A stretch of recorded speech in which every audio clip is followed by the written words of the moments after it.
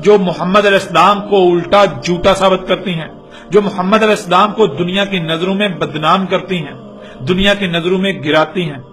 آج ایسی ایسی دیو مالائی کہانیاں دنیا کو سنائی جا رہی ہیں جن کا حقیقت سے کوئی تعلق ہی نہیں ہے، اور جو حقیقت ہے جو پوری دنیا کے سامنے ہے، آج ہر کوئی اس حقیقت سے اپنی آنکھیں چرا رہا ہے، اپنی آنکھیں بند کیے ہوئے ہے۔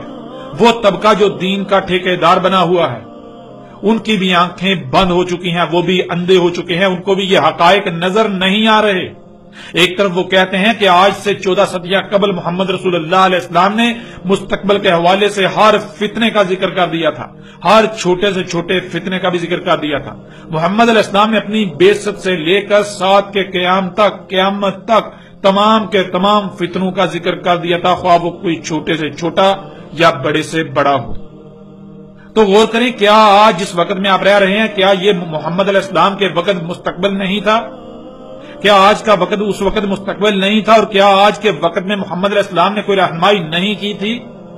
اگر کی تھی تو کہاں گئی؟ آج جو کچھ دنیا میں ہو رہا ہے، کیا اس کے بارے میں محمد علیہ السلام نے کچھ بھی نہیں کہا تھا؟ ذرا غور تو کریں۔ اے دین کے ٹھیکیداروں، اپنی آنکھیں کھولو اس سے پہلے کہ دیر ہو جائے، اس سے پہلے کہ وہ وقت آ جائے جب تمہارے پاس سوائے پچھتاوے کے اور کچھ نہ رہے۔ اب ناظرین، اس بات کو بھی جان لیں کہ محمد رسول اللہ علیہ السلام نے اس آگ کے نکالے جانے کے بارے میں کیا کہا تھا۔ آج سے 14 صدیاں قبل محمد رسول اللہ علیہ السلام نے جو الفاظ استعمال کیے تھے، حیران کن طور پر آج ایک ایک لفظ اس پر ایسے صادق آتا ہے جیسے آج کوئی اپنی آنکھوں سے دیکھ کر بتا رہا ہو۔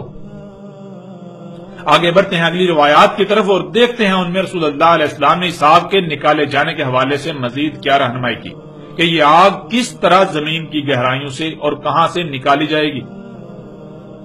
ناظرین، اس وقت اسکرین پر آپ کو روایت نظر آ رہی ہے۔ سب سے پہلے ہم اس روایت میں استعمال ہونے والے الفاظ کو جان لیتے ہیں۔ ان میں پہلا لفظ ہے کار، جس کے معنی ہے سوراخ، غار، کھدائی کرنا، گہرائی میں جانا۔ بیڈ یعنی تہ، کسی بھی شے کا نیچے ترین حصہ، گہرا ترین مقام، نیچے ترین مقام، نچلی ترین سطح، پتھر یا پتھریلی تہ یا اس کے نیچے وغیرہ۔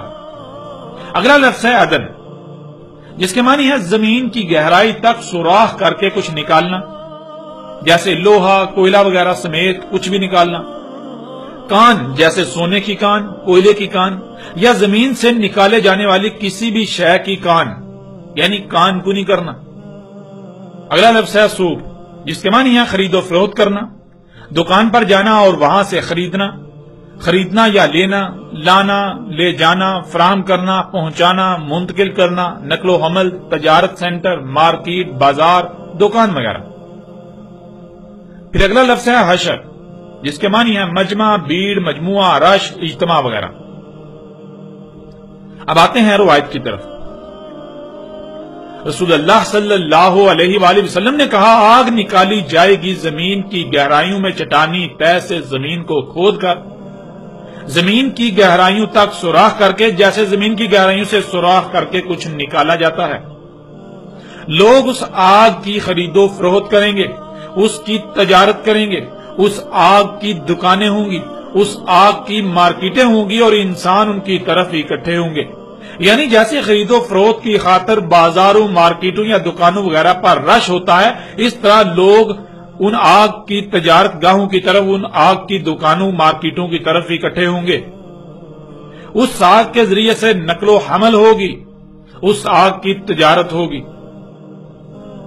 ناظرین، اس روایت میں آپ محمد رسول اللہ علیہ السلام کے الفاظ کو سن کر چونک گئے ہوں گے کہ آج سے 14 صدیاں قبل جو محمد رسول اللہ علیہ السلام نے کہا تھا، آج بالکل عین اسی طرح اس آگ کو نکالا جا رہا ہے۔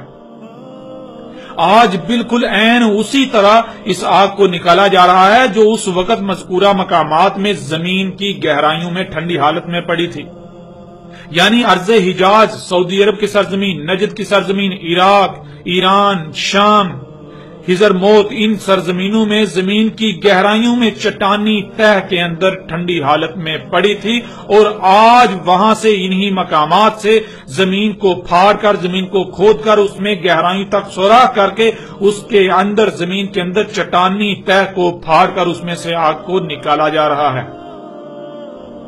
آج جسے آپ خام تیل کہتے ہیں، یہ وہی آگ ہے، اور یہ آگ خام تیل زمین کو پھاڑ کر اس میں اس کی گہرائیوں تک سوراخ کر کے اسی تہ سے نکالا جاتا ہے جو چٹانی تہ ہے۔